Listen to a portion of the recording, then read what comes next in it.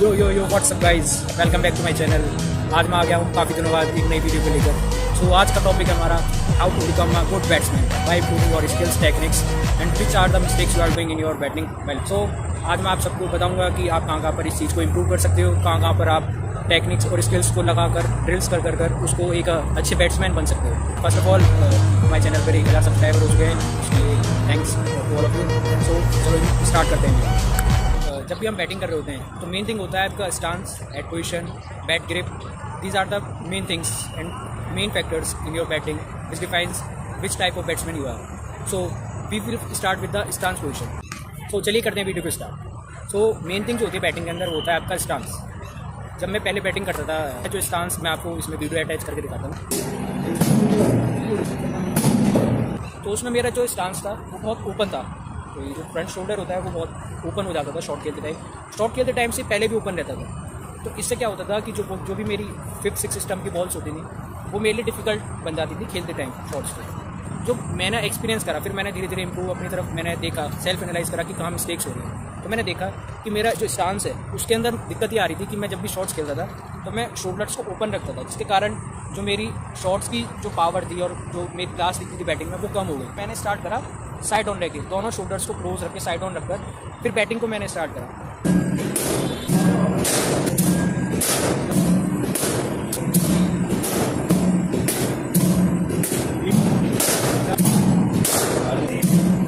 मेरी बैटिंग में टाइमिंग भी आया, शॉट्स की क्वालिटी भी अच्छी हुई, और जो पहले दिक्कत आती थी कि जो आउटसाइड ऑफ स्टंप की बॉल्स को मैं रेंज में नहीं ला सकता था, वो भी मैंने उस चीज़ को इम्प्रूवमेंट करा। तो हमारा जो स्टांस होना चाहिए, मेरे अकॉर्डिंग जो मैंने एक्सपीरियंस कराया है, वो हमारे दोनों शोल्डर जो हैं सेम लाइन में अलाइन होने चाहिए और साइड ऑन होने चाहिए, because this makes balance in your body while playing the shots. And the second one is your both toes of your legs should be align in the same line. जो मैं पहले रखता था वो ज़्यादा wide रखता था फ्रंट लेग को इधर, तो जिसके कारण जो ऑफ स्टंप की बॉल था उसके लिए मेरा पैर नहीं जा पाता था पूरा। तो इसके लिए आपको दोनों टोज जो हैं सेम लाइन में लाइन होनी चाहिए, जिससे क्या है आपकी जो बॉडी होगी वो पूरी अलाइन होगी, आप पूरी तरह से बॉल को वॉच कर सकते हैं एंड टाइम तक, और जिससे आपकी बैटिंग इफेक्टिव होगी और आपकी जो शॉट्स की क्वालिटी टाइमिंग को बहुत ज़्यादा इंप्रूवमेंट होगी। जो आउटसाइड ऑफ स्टंप की बॉल्स हैं उनको भी आप इजीली खेल सकते हैं। When the ball comes on the leg side you can open your shoulders, but on the middle and the off stump balls you have to stay on the side off position, don't open the shoulders while playing the shots. So this is our stance part which plays a vital role in your batting. तो अवर second point is our batting grip. बहुत सारे लोग जो batting grip करते हैं, बहुत सारे लोगों को पता ही नहीं कि बैट को ग्रिप कैसे किया जाता है। तो आज मैं आपको बताता हूँ, जो आपके मन में एक सवाल रहता है कि ये वो कौन सा बैटिंग ग्रिप जो है वो बेटर रहेगी। तो सबसे मेन थिंग होता है कि जब आपका ये बैट है सपोज, तो इसमें आपको 2 वीज बनाने हैंड के। फर्स्ट वी जो होगा आपका राइट हैंड बॉटम हैंड का, वो इस वाले जो क्या कहते हैं आपका लेफ्ट फेस होगा बैट का, वो उधर की डायरेक्शन में वी बनकर, मैं आपको दिखा दूँगा, ये होगा इस डायरेक्शन में आकर यहाँ से ये ग्रिप होगा। और ये जो आपका लेफ्ट हैंड का टॉप हैंड है उसका वी जो बनेगा वो राइट हैंड की तरफ से बनेगा और ये जाएगा यहाँ से ये। तो मेन थिंग ये है कि जब भी आप बैटिंग कर रहे हो जाते हो तो ग्रिप करने के लिए आप सीधा सिंपल फंडा ये है कि आप बैट को अपनी बॉडी पर रखें, राइट हैंड से वी बनाएं और लेफ्ट हैंड के बैट के बेस की तरफ से बैट को पकड़ेंगे। फिर जो लेफ्ट हैंड है टॉप हैंड है आपका, आप राइट हैंड जो राइट हैंड एज है बैट का उधर से वी बनाएं और उसको पकड़ें। अब इससे क्या है कि आपका बैट जो है इस टाइप में ग्रिप हो जाएगा। तो ये जो है प्रॉपर ग्रिप होता है। और जो सेकंड थिंग होती है ग्रिप के अंदर, जो आपका बॉटम हैंड होता है, जो राइट हैंड होता है, राइट हैंड बैट्समैन के लिए, वो कभी भी पूरी उंगलियों से पूरे हैंड से ग्रिप नहीं करना चाहिए। जिससे क्या होता है जब भी शॉट्स खेलने जाते हैं तो बैट जो है पूरा ये बॉटम हैंड लगने के कारण ये हो जाए टिल्ट हो जाता है। तो आपको क्या करना है, ये जो थंब होता है, तो आप 1 या 2 फिंगर जो स्टार्टिंग की उससे आप बैट को ग्रिप कर सकते हैं, जिससे कि आपके जब भी शॉट्स खेलते हैं तो उसमें जो है इस बॉटम हैंड का ज़्यादा पावर न लगे, जिसके कारण जो एजेस लगते हैं या बैट जो ट्विस्ट हो जाता है वो ना हो। तो मेन थिंग ये है कि आपको दोनों हैंड्स की वी बनाना है, और राइट हैंड बैट के लिए लेफ्ट से वी बनाना है और लेफ्ट हैंड के लिए राइट की तरफ से बनाना है। उसके बाद में ये जो ग्रिप है आपकी राइट हैंड बॉटम हैंड की, उसको आपने 2 फिंगर्स और 1 थंब से आपको एक ग्रिप रखना है, जिससे कि आप शॉट्स को बैट को सीधा रख के शॉट्स खेल सकें। जब बैट पे बॉल लगे तो बैट ट्विस्ट ना हो, ताकि अगर हम पूरे फिंगर से जब बैट पकड़ते हैं तो ये पूरे हैंड की पावर यूज़ होती है, जिसके कारण जो हमारा टॉप हैंड होता है लेफ्ट हैंड वो पावर लूज़ कर देता है, और जिससे ये वाला पावर ज़्यादा लगने के कारण बैट एयर में जाती है या एज लगता है, बैट को ट्विस्ट कर देती है। तो सेकंड थिंग यही था कि हमारा कि how to grip a bat. So चलते हैं अपने नेक्स्ट पार्ट पर। Last point is your trigger movement. बहुत सारे लोग आपने देखा हो, जैसे विराट कोहली या अदर प्लेयर्स, जो कि ट्रिगर मूवमेंट लेते हैं तो उससे बैटिंग जो उनकी इफेक्टिव बनती है। बट बहुत सारे प्लेयर्स आपने देखा होगा कि ट्रिगर मूवमेंट वो लेते भी नहीं है और उस खड़ी भी शॉट्स को इतने अच्छे से खेल सकते हैं। तो आपको खुद पता लगाना होगा कि आपकी बॉडी किस चीज़ में बेटर करती है। जब आप ट्रिगर मूवमेंट ले रहे हैं तो आपका हेड पोजीशन गिर तो नहीं रहा है, जब स्टेबल होकर आप खेल रहे हैं जब आपका हेड पोजीशन तो नहीं गिर रहा है। तो आपको एक खुद एनालाइज करना होगा कि आप किस में बेटर हैं और किस चीज़ में खड़ी खड़ी शॉट खेल सकते हैं ईजिली। अब ट्रिगर मूवमेंट लेने में आपको थोड़ा ज़्यादा टाइम मिल रहा है, जिससे आप थोड़ा सा ईजिली बना सकते हैं शॉट्स को मारने के लिए।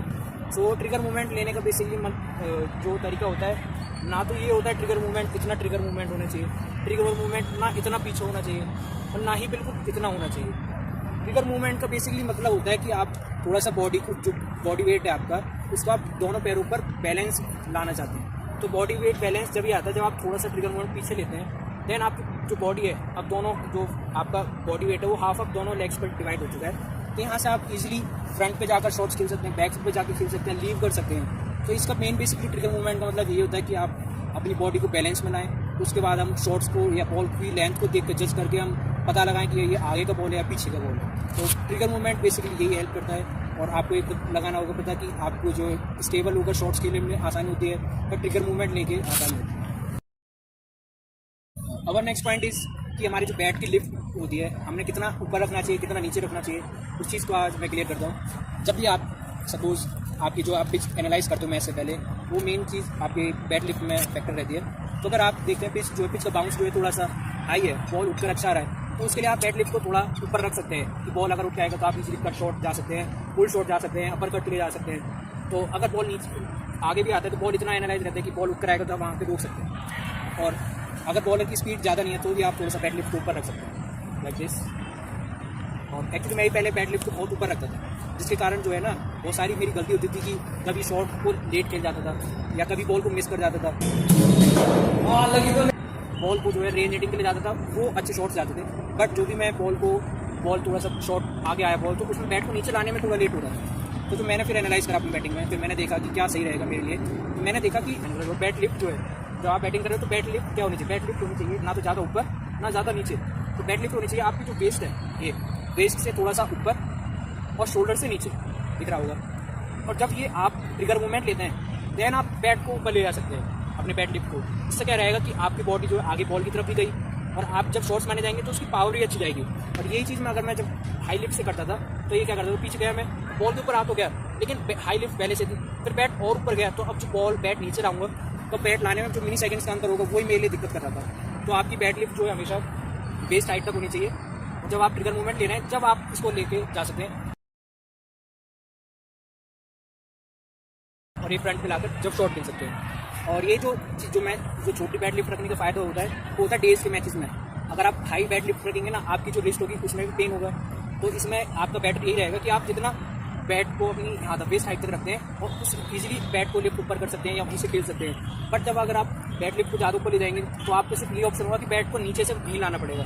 और इसमें यह है कि आप यहाँ से भी डायरेक्ट बैट ला सकते हैं, या अगर आपको दिख रहा है कि बॉल थोड़ा सा दूर है तो बैट लिफ्ट को ले जाकर पावर जनरेट कर सकते हैं। सो मेन थिंग मेरे को जो इफेक्टिव लगा कि जो आपकी बैट लिफ्ट होनी चाहिए वो ज़्यादा ऊपर भी नहीं होनी चाहिए ना ज़्यादा नीचे होनी चाहिए, एक मीडियम उस पर होनी चाहिए, शोल्डर से नीचे और वेस्ट से ऊपर। आप इसको एडजस्ट कर सकते हैं। अगर आपको यहीं से शॉट खेल रहा है तो यहाँ से भी खेल सकते हैं। और अगर आपको दिख रहा है कि बॉल थोड़ा सा बॉल जो है उठ कर आ रहा है या बॉल थोड़ा आउट ऑफ स्टंप के बाहर है, तो आप उसको बैट लिफ्ट को ऊपर ले जाकर भी खेल सकते हैं। वो ये हमारा थर्ड पॉइंट था जो कि बैट लिफ्ट के बारे में बताता है, जो कि आपकी बैटिंग को इम्प्रूव करने का बहुत बड़ा फैक्टर रहेगा।